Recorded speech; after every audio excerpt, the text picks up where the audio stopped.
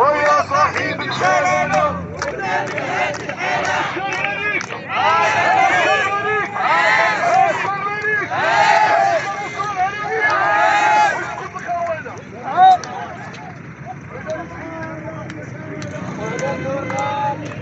ولا جينا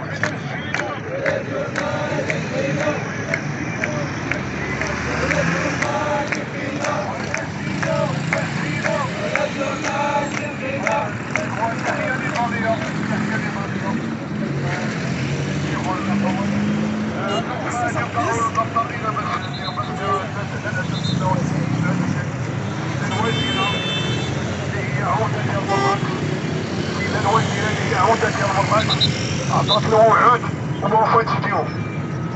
فتحات واحد الباب ديال الحوار واش كان يكذبوا ولا الله اعلم.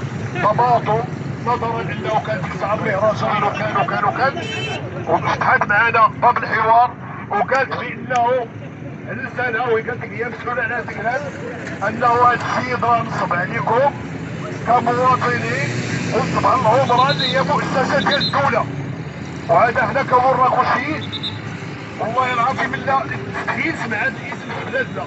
مؤسسه كتمشينا يجي واحد ينصب عليها وتدخل زواجيه وتدخلها، مثلا ينصب عليا انا مواطن بالك انا مواطن، ولكن باش ينصب على مؤسسه هذا راه كلام غير مسؤول.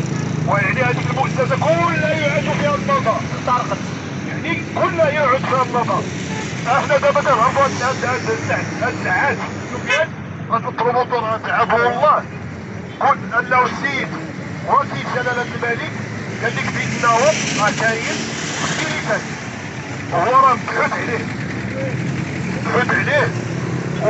ودابا راه الحركه الوطنيه غادي تشرح الموضوع لانه الاخوان